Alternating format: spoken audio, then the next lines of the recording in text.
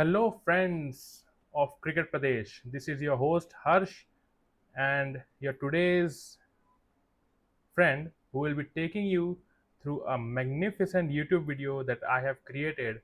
So, come on, let's hop on this journey and enjoy us along because today, in this video, I am going to be covering India's magnificent journey of Asia Cup 2025, and along with that, we will be exploring India's path to the ninth Asia Cup win, analyzing each star player performances, dig into all the key controversies, relive all the highlight moments, India's team strength and weaknesses, and finally, we will also give a short preview and what is up to look up for the T20 World Cup that is going to be held later this year. So, this is going to be a complete thorough session. So let's get tuned in and without further ado, let's get started. So, friends, India entered this tournament as the winning favorites, and of course, they lived up to the expectations with a near flawless campaign. They showcased dominance in both group stages and the Super Fours as well. Notably, India faced Pakistan twice in group stages and Super Fours and then set up an amazing encounter against them in the finals, ending a 41-year wait. Previously, India and Pakistan had not played in an Asia Cup final for the last 41 years, but this was in 2025 for the first time in the last 41 years of Asian cricket history that India and Pakistan were going to face each other in the grand final. Indian team remained undefeated throughout and culminating a thrilling 5-wicket victory over Pakistan in the final held in Dubai. This win marked India's ninth Asia Cup title overall, second in the T20 version, cementing their supremacy in all of Asia. So, guys, let's break down India's match performances one by one. First off, India facing off against UAE in the group stage. India made a strong statement in their opening game, bowling out UAE for a mere 54 runs, and then both Abhishek and Shubman gave India a blistering start, and India managed to chase the target down in just 4.3 overs. Next game of India was against Pakistan, so this win really set up the whole team in a great mood and filled them with full confidence. Then, on the 14th of September, the big clash India and Pakistan. In this high voltage clash, India restricted Pakistan to a small total of 128. The chase was comfortable, with India winning with 7 wickets and 25 balls to spare, showing great control over their arch rivals. Next up, India facing Oman in the final game of their group stage. Batting first, India posted a competitive total of 188 for the loss of 8 wickets. The bowlers then restricted Oman for only 167 for the loss of 4, winning this game by 21 runs, maintaining their unbeaten streak and reinforcing their strong all round balance. Now, after the group stages were done, it was time for the Super Fours. From Group A, India and Pakistan qualified for that, and from the other group, Sri Lanka and Bangladesh were the top two teams. India's first match in Group A on 21st of September was played between India and Pakistan. India faced Pakistan again and gave a solid total of 171 for the loss of 5 wickets. Pakistan was then restricted to only 154, with India winning with 6 wickets. Kuldeep Yadav was crucial with the ball, and India's fielding displayed great efforts. Up next, India versus Bangladesh. India scored 168 for the loss of 6 wickets, with Abhishek Sharma providing a blazing start. The bowling unit helped restrict Bangladesh well enough to secure a comfortable 41-run victory, showing India's depth in all departments. Next up, the final encounter of the Super Force, India versus Sri Lanka. This match was a thriller and went down to the wire and was decided in a super over. India finally won the super over, showing resilience despite Sri Lanka's strong batting performance, including a sensational century from Pathum Nissanka. This win effectively sealed India's place in the final. Now, for the first time in the last 41 years, a historic finals was set up. India face off against their arch rivals Pakistan. This historic final witnessed India bowling out Pakistan for 146 runs, followed by a tense chase. Despite early wickets, the steady and calm batting display by Tilak Varma with 69 not out and support from Shivam Dube helped India clinch a thrilling 5 wicket victory and their ninth Asia Cup title. So, guys, these were the analysis of India's each performances. Now, let's take a look at individual brilliances that drove India to victory with player ratings and their overall impact in the tournament. First up, Abhishek Sharma. My rating 9 out of 10. Player of the tournament with over 300 runs at a strike rate of over 200 and a highest score of 74. His blazing starts and consistency made India the team to beat. Next up, Kuldeep Yadav. My rating 9 out of 10 again. The lead wicket taker in the tournament with 17 wickets at an economy of 6.27. His control and key wickets in crucial matches were the real game changers. Up next, Tilak Varma. My rating 8 out of 10. Top run scorer for India, second highest run scorer for India with 213 runs at 71 average at a strike rate of 131, including a match winning 69 in the final. Varun Chakravarti. My rating 8 out of 10. Reliable first change bowler with 7 wickets at an economy of 6.5, including important breakthroughs in the final. Akshar Patel. My rating 7.5 out of 10. Kept the spin attack tight with 6 wickets and useful lower order runs, showing great versatility. Who could forget his 6 in the game against Sri Lanka, which helped India post a total of over 200? Next, Sanju Samson. My rating 7 out of 10. Scored 132 runs at 33 average with a strike rate of 124. Important contributions in the middle order, especially in tight chases.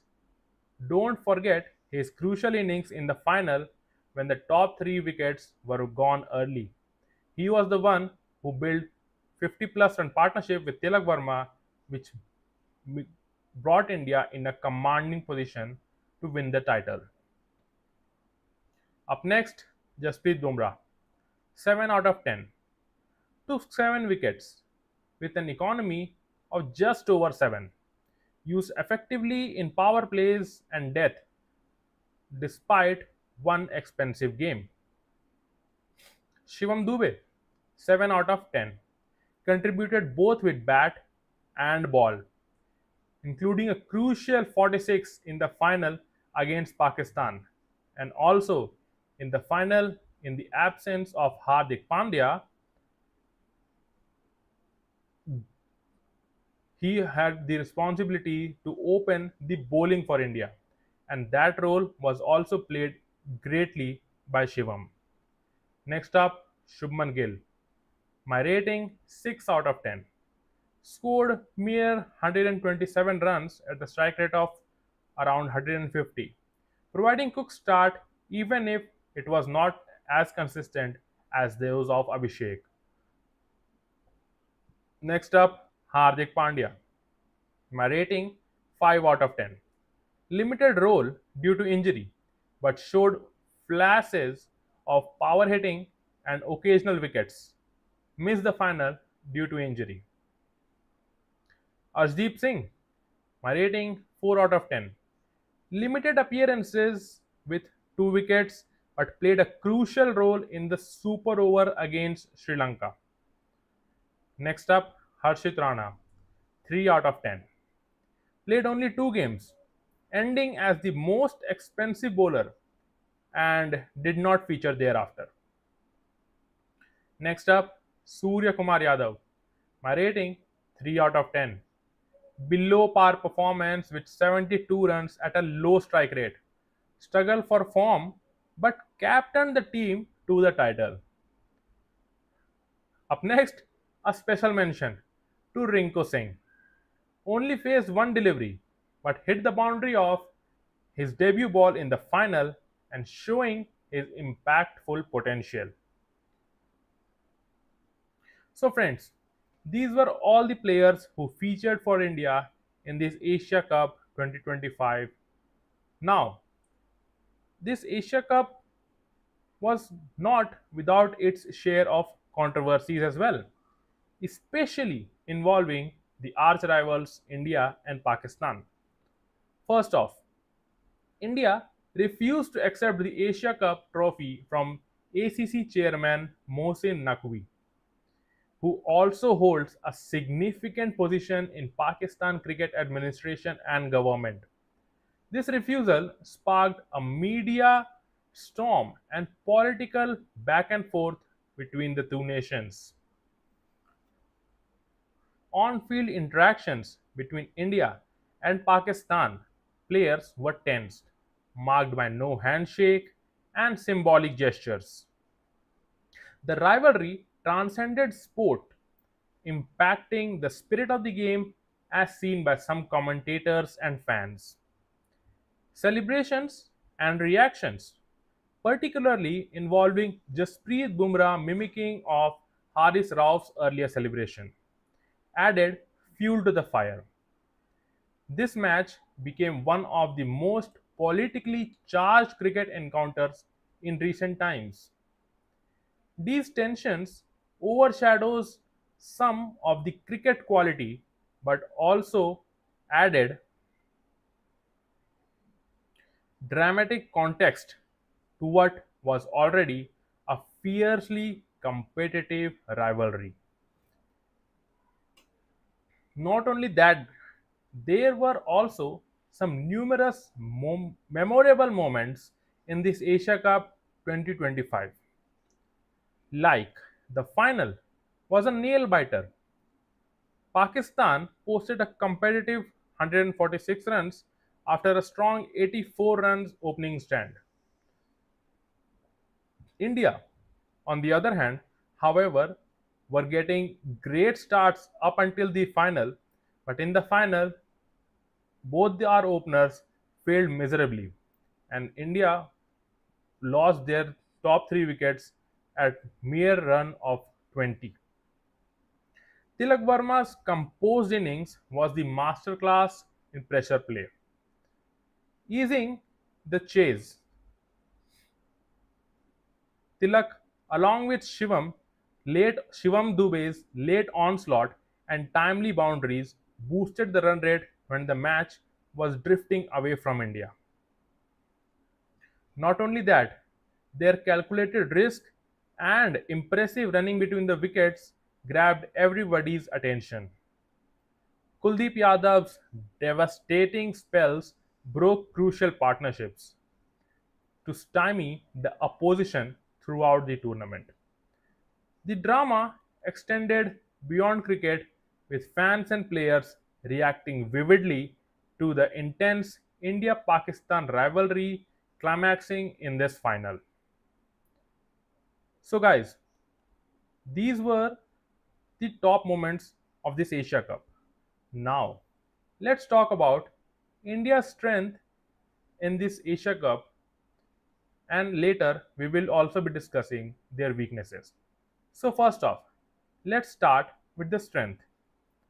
A deep and versatile batting lineup combining youth and experience, particularly skilled in power hitting and building innings.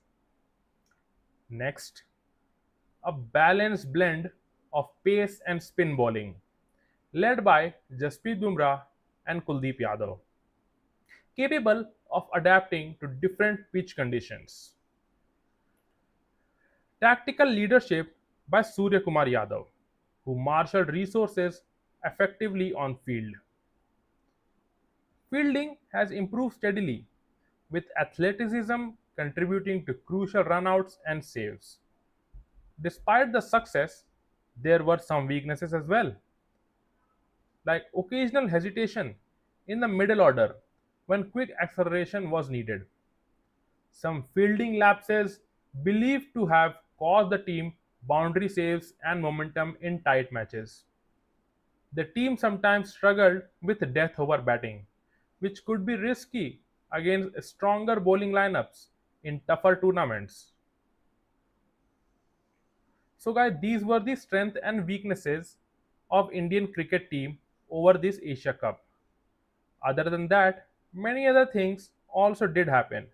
Like before the tournament, Surya Kumar Yadav had said in a press interview that this team has only two positions fixed, and those are of our openers.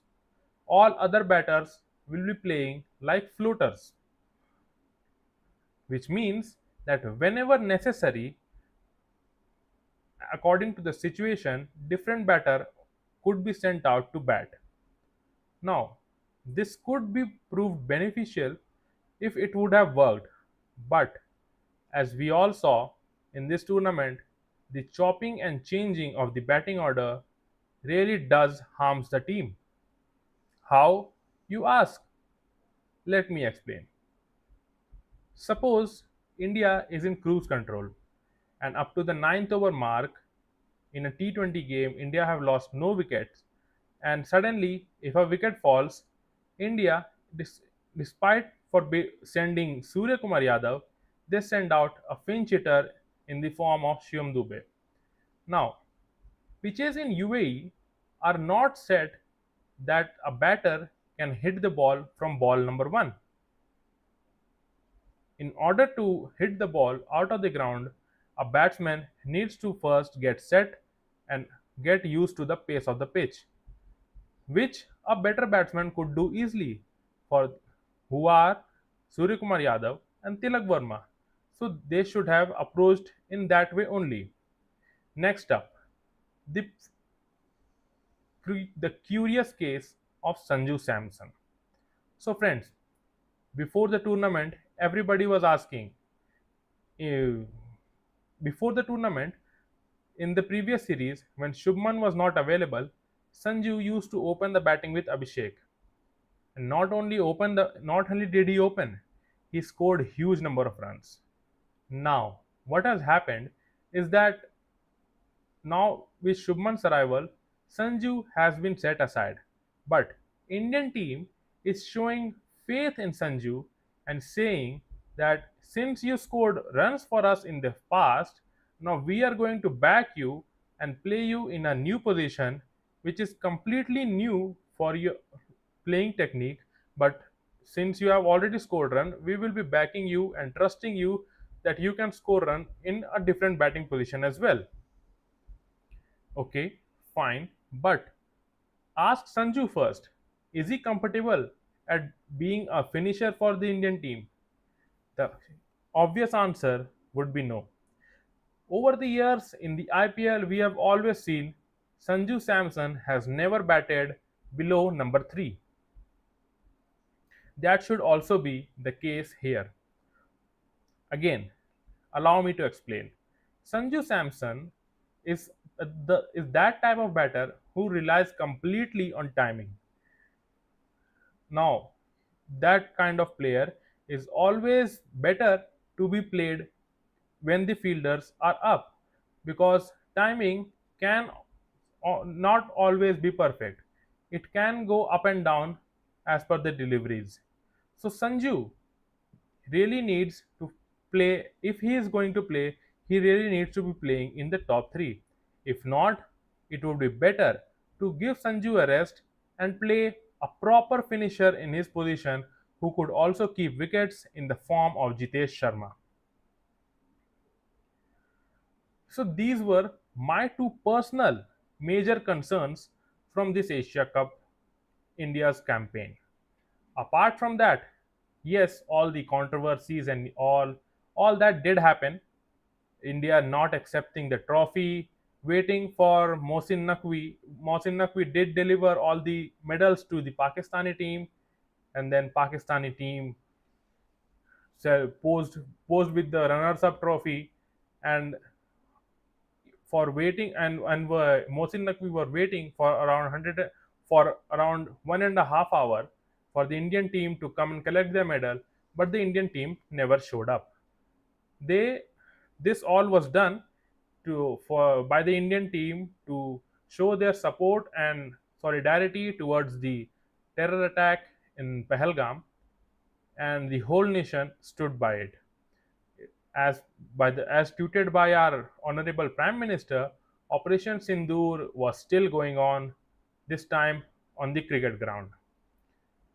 So, yet another important thing happened in one of the press conferences. Surya Kumar Yadav also announced that the India Pakistan rivalry, that is so much hyped by the media for so long, is not an actual rivalry at all. Backing his statement, Surya Kumar said that a rivalry is called a major rivalry when, if you have played 15 matches and both the teams stand at 8-7 or 7 all, something like that. But as for India versus Pakistan in T20 goes, the score is 10-3. And India, after facing defeat in the 2021 T20 World Cup against Pakistan on the same very ground, had defeated Pakistan 9 times on the trot. So now, I do also believe in our captain, and I could also say that India versus Pakistan is not that big a rivalry that the media is making it of.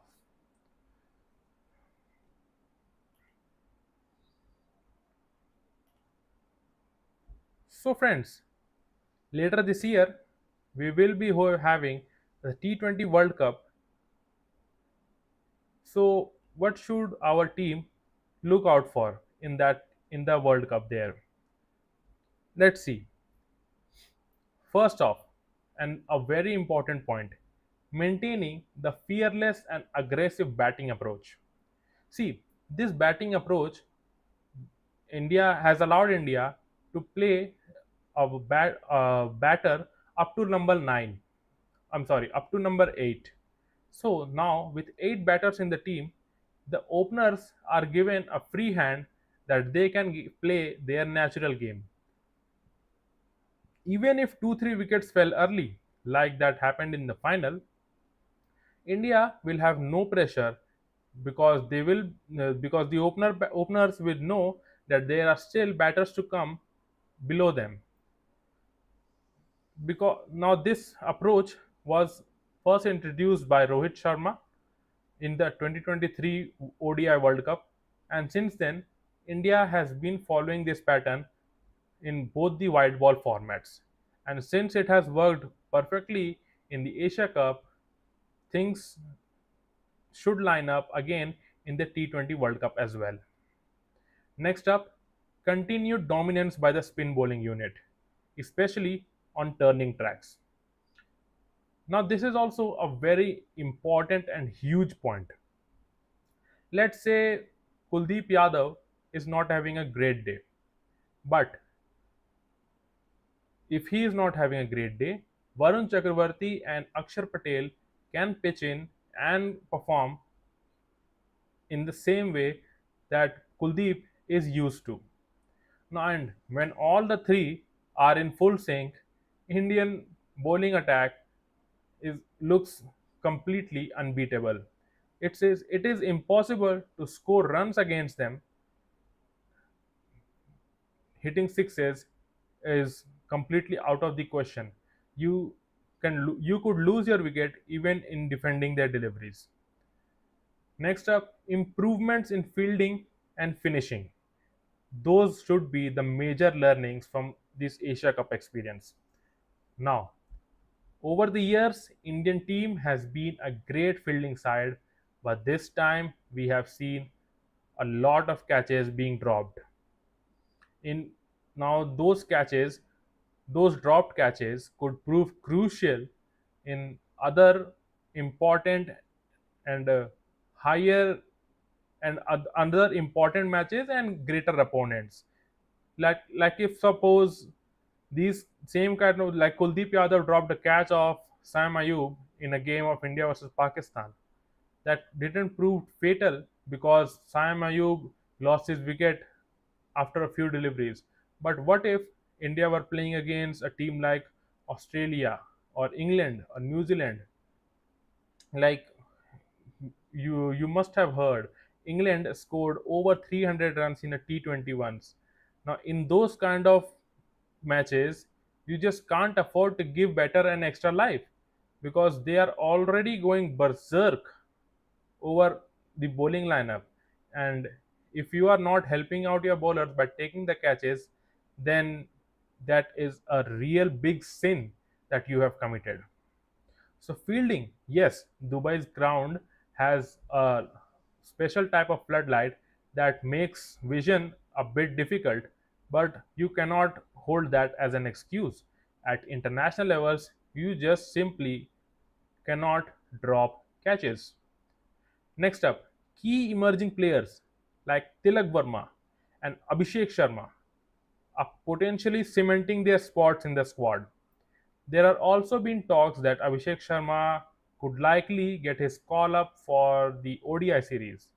But leave that side for now.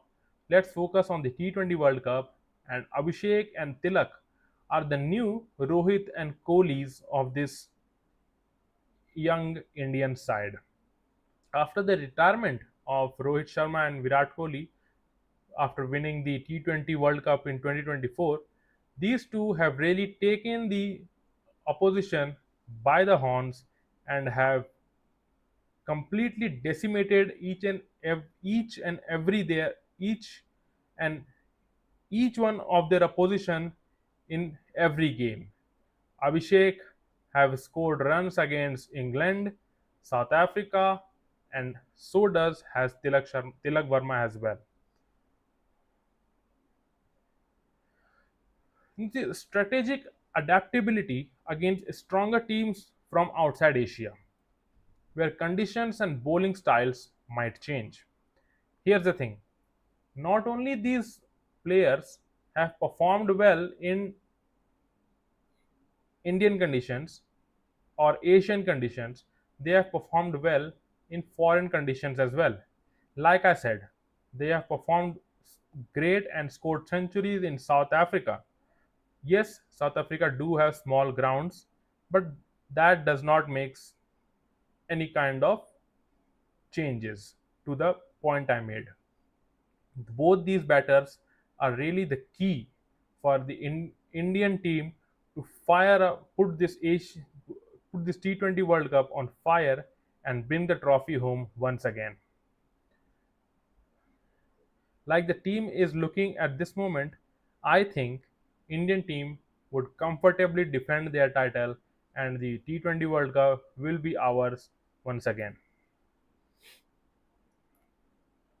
Now, friends, this India's journey in this 2025 Asia Cup was really a captivating blend of excellence, emotion, and some fierce rivalry as well.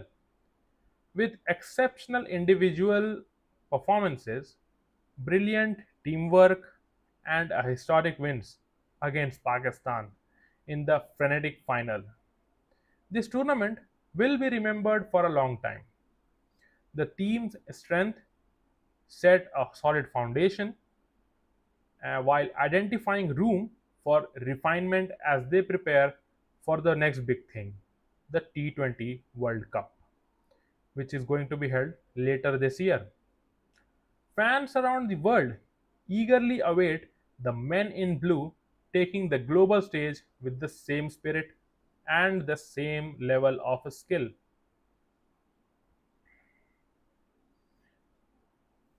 Now, this was all about the batting performances. What about the bowling performances? So, here's the thing, friends. Yes, the spinners, the Kuldeep Yadavs and the Varun Chakravartis, along with some help from Akshar Patel. Even just remember the winning side in World Cup winning side of India in 2011. There were bowlers there as well, like Lakshmipati Balaji, Zahir Khan, Ashish Nehra, Munaf Patel. But who played the major roles? The two players who played major roles for India were Yuvraj Singh and Suresh Raina. Why? Because along with their batting, where they were explosive, of course, they also provided some crucial overs and which helped MS Dhoni to set up his bowling attack accordingly. Now, when one player goes for runs, the other needs to step up.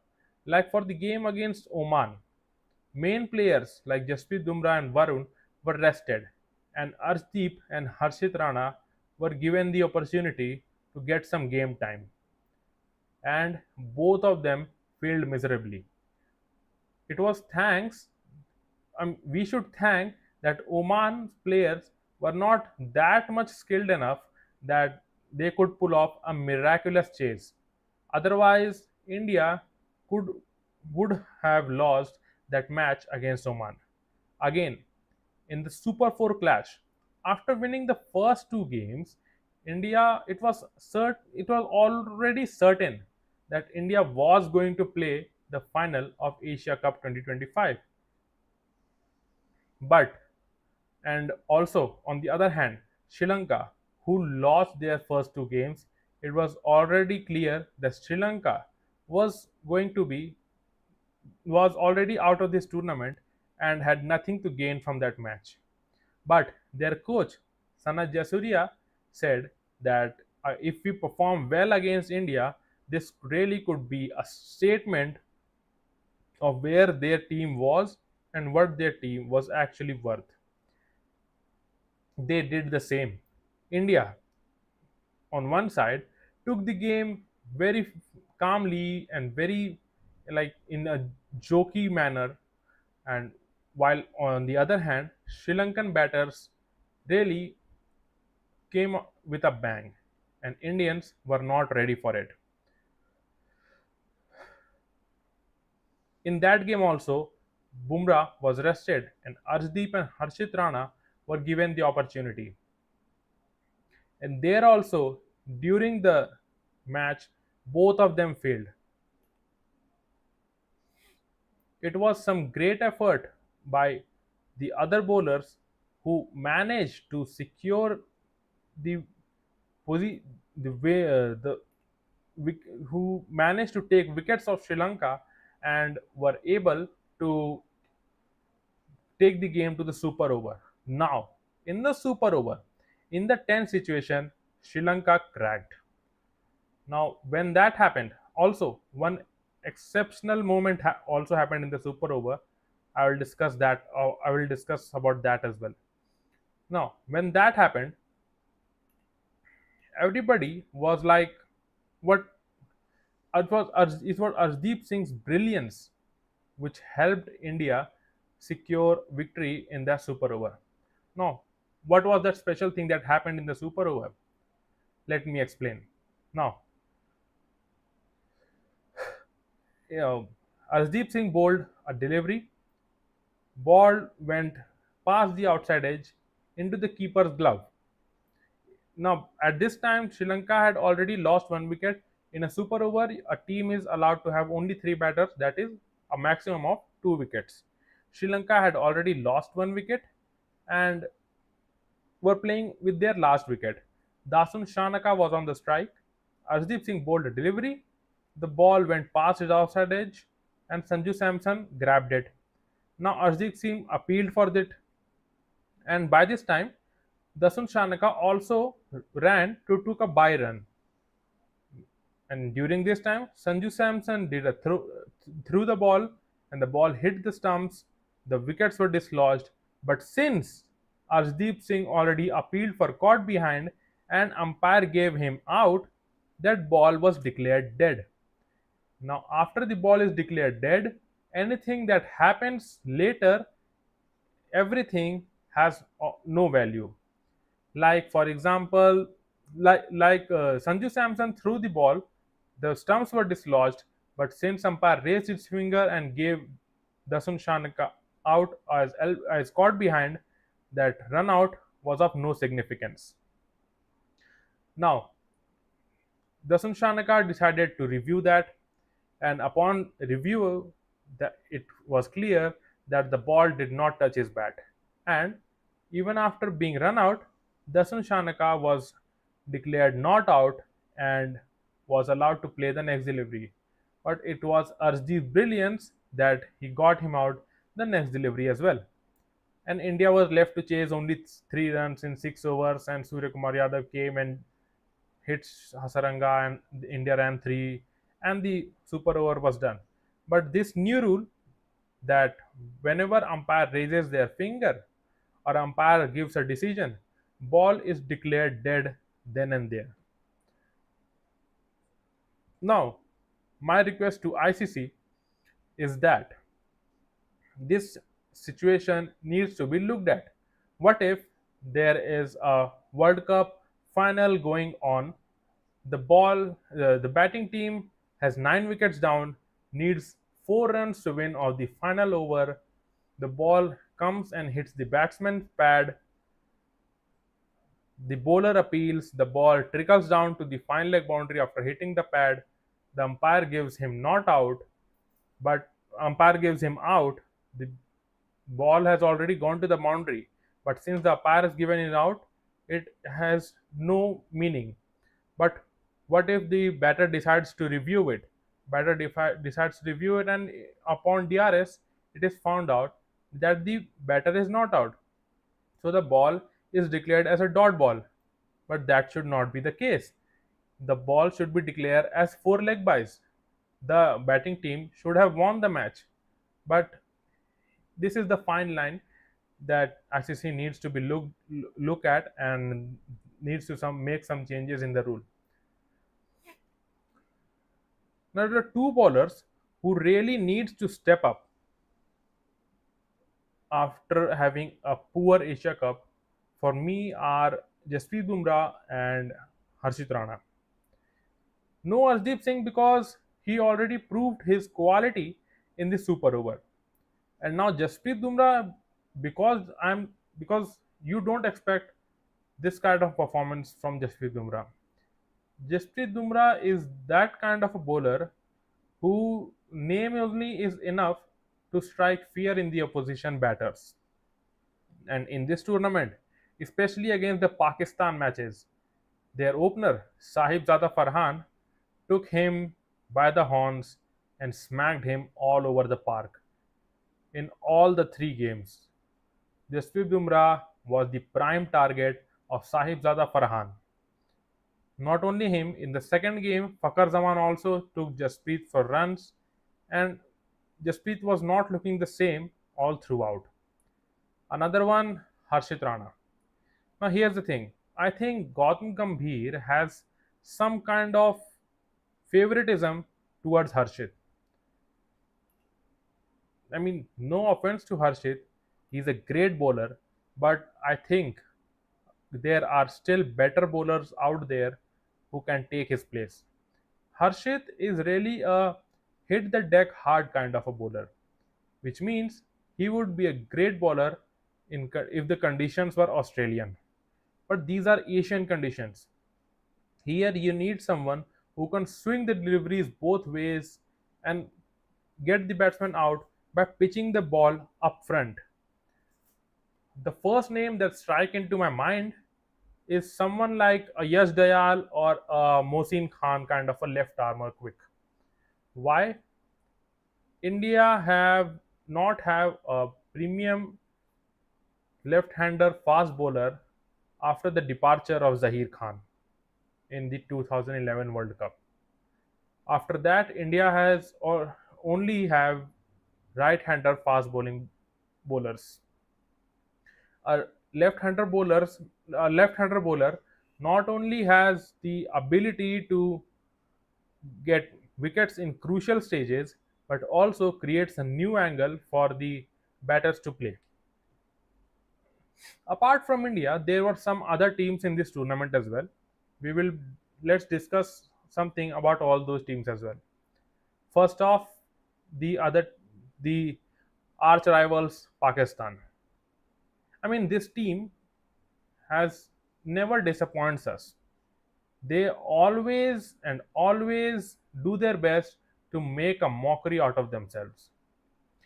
Like in all the games against India, due to the political tensions and what has happened in the past, India had already Indian BCCI secretary had Mr. Devjit Sakya. He said that Indians will not receive the trophy from Mohsin Naqvi.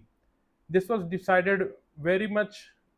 This was decided very even way before the starting of the Asia Cup. But the ACC did not change that, and what happened in the final, we all saw that. So, as for the Pakistani team's performance, their openers were always giving them crucial start, but it was the other batters who failed miserably in the tournament. Yes, they had a great game against Sri Lanka, in which they were looking down and out, but they came back and won the game. And I think that was one and only positive for this team in this tournament. Apart from that, this tournament was full of all the negative stuff that the Pakistan team were doing. I mean, if you are being continuously if you are being continuously said that you are not a competition, you are no match for this Indian team, then please up your game. Don't make hand gestures in the middle of the crowd and start to boo the fans who have come there to enjoy the match. But these are the things that the Pakistani players were doing. Next up, from India's group only, UAE, the host of this tournament. They did had some sparkle performances, but it was clearly visible the difference between proper test playing nations and these associate nations. The same could be said about Oman. Yes, in the game against India, two of their batters got off really well and were looking well set to chase down the target. An amazing catch by Hardik Pandya helped India get back into the match, and after that wicket, Oman team also crumbled. Now, from the other group, where there were Sri Lanka, Bangladesh, Afghanistan, and Hong Kong. This group was called the group of death from the very beginning. Now, why? Everybody thought that Bangladesh everybody thought that Bangladesh would be easy to defeat because the level of ranking of these teams were Afghanistan, Sri Lanka, and then Bangladesh. Of course, no disrespect to Hong Kong, but these test playing teams were obviously better than Hong Kong. Now, what did the Bangladeshi side did? They showed resilience to not give up. They defeated Afghanistan and Sri Lanka also defeated Afghanistan, which resulted in the elimination of Afghanistan from the group stages as well. This came as a big shock. Everyone was expecting Afghanistan to be there in the Super Force, and was also there were claims made that Afghanistan was the team who could defeat Pakistan as well. And I personally also think that Afghanistan are capable of defeating Pakistan. But what did Afghanistan did wrong in this tournament? They did the only wrong thing that they did was being overconfident.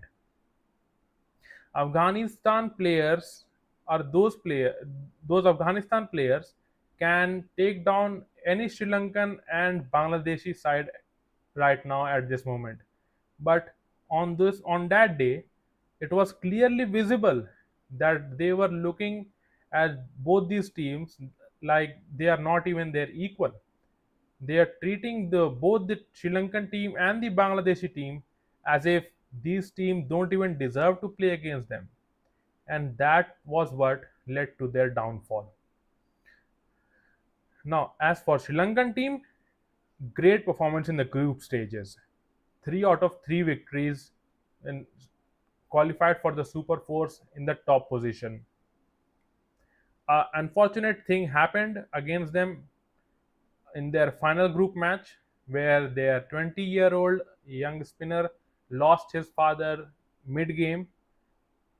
The whole nation, the whole team was, I think, affected by that, and come the Super Force, they just lost all their concentration and ended up losing all their matches as well. It was looking like Sri Lankan team could challenge India as well, but at the end, what happened was really shocking. Now, what about the Bangladeshi team? So Bangladesh are a team full of who has a team is a team who has always not been full of talented individuals. This team is full of players with some particular skills. This team is also that. The main loss for Bangladesh came when their captain Litan Das got injured, and he was not able to play the key matches of India and Pakistan, especially the Pakistan encounter. Why? Because the chase that the runs that the Bangladeshi were chasing, those kind of chases are tailor made for the likes of Litan Das. But due to his side strain, he was ruled out of both those games, and ended up Bangladeshi team ended up being on the losing side. One more thing, a point of big issue in this tournament was, let's get back to our team India, and the point that was probably the most concerning point of this tournament for India was the not getting runs of their captain. Yes, he did captain his team really well. His team got off to a great performances in this tournament. But as far as his batting goes, Surya Kumar Yadav really struggled in all of this tournament. Yes, in the first game against Pakistan, he did score 47 runs, but in the game against Oman, Surya didn't came out to bat. Even after India lost 8 wickets, Surya Kumar Yadav was the only one who sat in the dugout, and he said that other batters should be given an opportunity to bat to get some ball time. And since then, Surya has really been completely out of touch. In all the next games against Pakistan or Sri Lanka or Bangladesh, he has not scored runs. Even in the final, he failed to score. Now, with the team going forward, he really needs to find his mojo back. If because just imagine Abhishek and Shubman giving you a fiery start of around 60 70 runs power play, and then Surya Kumar Yadav coming and just dismantling their opposition bowling lineup, that would be a real nightmare for the opposition. The special some Now here is the thing, guys. We should always believe in manifestation. Why? I'll give you two big examples. Example number one, Rinku Singh. Now, before the tournament, it was asked from Rinku that what would you like to do in this Asia Cup? What would you like to have from this Asia Cup? What would you like to fulfill from this Asia Cup? He took a pen and paper and he wrote winning runs. Now, all over this tournament, Rinku Singh was not involved even in the conversation of being in the playing 11, because Hardik Pandya, Shivam Dubey, they were all there. Akshar Patel, these kind of players were already there. Unfortunately, there was no room for a player for the likes of Rinku to be in that Indian playing 11. I can write that in a paper right now and give it to you that Rinku Singh walks into any playing 11 in this country directly. But in this Indian team, unfortunately, there was no place for him. Now, come the final, Hardik Pandya got side strain. Rinku Singh decided, Rinku Singh, it was as by his lines, he said it was God's plan. He was the one who had to face the final delivery. India needed 1 run to win of 3 deliveries, and Rinku was the one who scored the winning runs for this team. This is the power of manifestation. Another example, and probably the greatest one ever, Tilak Varma. So, guys, same question was asked to Tilak as well. What would you like to have from this Asia Cup? He also took a pen and paper and he wrote, perform well for the team in the final and win the cup. And the rest is history. When wickets were flowing left, right, and center, Tilak was the one who stood there, stood his ground, made an excellent 69 runs, and took his team to a ninth Asia Cup victory. Kudos to Rinku and Tilak for their manifestation and their hard work to make their manifestation come true. Great performances by Tilak, not to forget important crucial role from Sanju and Dubey as well. Now Shivam Dubey, he is also a very he's this type he is also a very controversial type of cricketer. People always blame Shivam Dubey for this and that. He cannot play pace, and he's already only a spin hitting bowler. If a bowler comes with full pace, he would not be able to play. He has really shut their mouths. This player, no one can blame Shivam now for anything, especially what he did in the final. Great overs by him in because this Indian team is set up right as of now. This Indian team is set up in a way that we are playing only one proper fast bowler. The other end of the bowling start has to be done by an all-rounder, which usually is Hardik Pandya. Now in the final, due to Hardik's absence, it was decided that Shivam Dubey had to start the bowling for India. He really performed immensely great in the final, and when wickets were falling in the final, after Sanju also got out, he came, smacked sixes, and turned the tide towards India's favor. Those 46 runs, yes, he is a World Cup winning player, and also, of course, Shivam Dubey has the record of all of playing the final and never losing it as well. He is the only person who holds the record now of playing and not losing a final. I mean, in the one game in which he was dropped in this Asia Cup, that game went to a super over. So just think how important is Shivam Dubey to this team. Shivam Dubey's performances, uh, he already proved to the team in the 2024 T20 World Cup that he really is a huge asset to this team. And now that asset has tripled in size. His importance has tripled in size.